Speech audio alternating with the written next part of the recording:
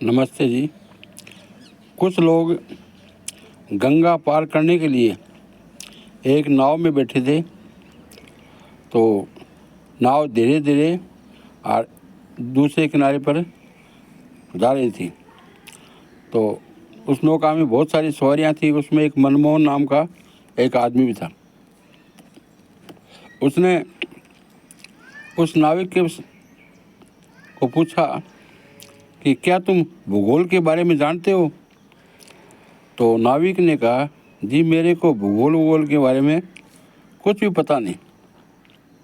तो बोले, तुम्हारे को भूगोल के बारे में पता नहीं तो तुम्हारी 1/4 यानी पाव जिंदगी ख़त्म हो गई। फिर दूसरी बार पूछा, तो क्या तुम इतिहास के बारे में जानते हो कि रानी लक्ष्मीबाई ने कहाँ कहाँ लड़ाई लड़ी, कहाँ कहाँ विजय प्राप्त की, वो कौन सी साल थी?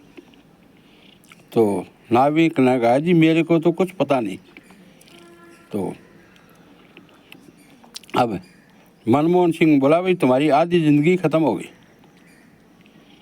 अब वो और चतुर बनते हुए शिक्षा का विज्ञान भाई मेरे पास है। तो मनमोहन ने तीसरा सवाल किया कि तुम महाभारत के बारे में जानते हो? महाभारत की लड़ाई में किस किस के बीच लड़ाई थी? रामायण के बारे में जानते हो? केवट के बारे में, सीता के बारे में, रावण के बारे में जानते हो?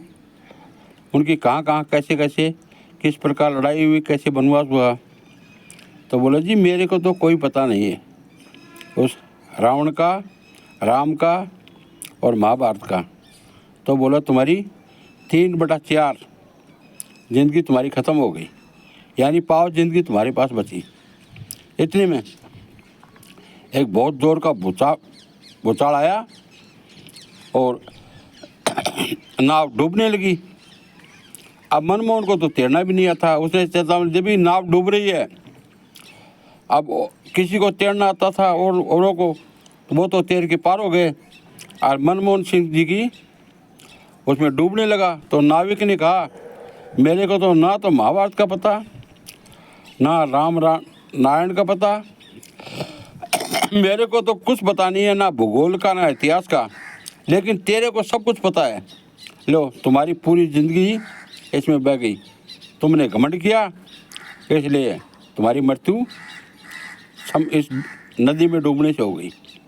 तो ये बात है, अपने आप को ज़्यादा होशियार मत समझो भाई। जो जिसको जितना ज्ञान है उतना ही ठीक है।